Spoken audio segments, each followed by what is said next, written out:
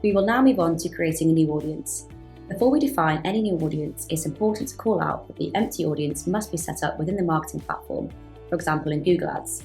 This empty audience will be the location that the data segments you create are sent to. So for the next step, we'll assume these empty audiences have already been created by yourself. To create a new audience, click the Add New Audience button in the top left corner. When it comes to naming your audience, we strongly advise that you use a naming convention to avoid confusion, especially as your list of audiences grow. This should mirror what the audience is called within the third-party platform and be as descriptive as possible. Secondly, you have the option of giving it a description. We recommend you do this as it helps to remind you and others what this audience includes.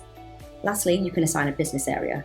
We recommend populating all fields, however only the name is mandatory. Once these have been inputted, press continue. This will now take you to the audience settings. Within the audience settings, there are several mandatory drop-down menus you need to select from. The first is the data source.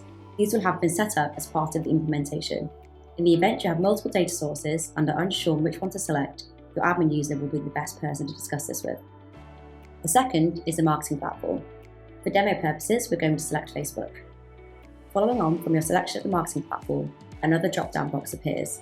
This is labelled Audience, and it contains all custom audiences in your selected marketing platform. Just select the audience you have already created that you want to link your new audience to, either by finding it in the list or searching for the name. The next section is frequency, which dictates how often you would like the audience to update. You can set this to daily, weekly or monthly based on your preference. With daily, you will be asked to select a start time. If you choose weekly, you will need to set a day of the week and a start time. If you choose monthly, you need to select a day of the month as well as a start time. Check all details are correct and then press continue. This next section is where you map key fields from the database to the information in the marketing platform. But before that, you need to set the correct field which denotes marketing consent. This should be labelled clearly by your administrator. If not, please check which field should be selected here. The consent field may not appear in some cases. This could be because consent is already applied across all records, or the admin user has chosen that consent is not mandatory for that specific marketing platform. Underneath consent on the left is the database schema, and on the right is a drop-down which includes the marketing channel identifiers.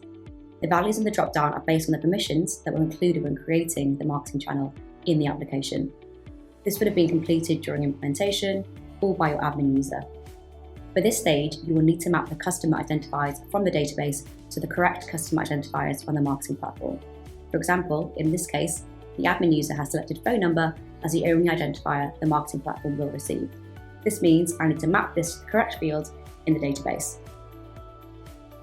Finally, check your inputs and save. This brings you back to the initial builder screen where you can see the audience you've created at the top of your list, flagged as draft.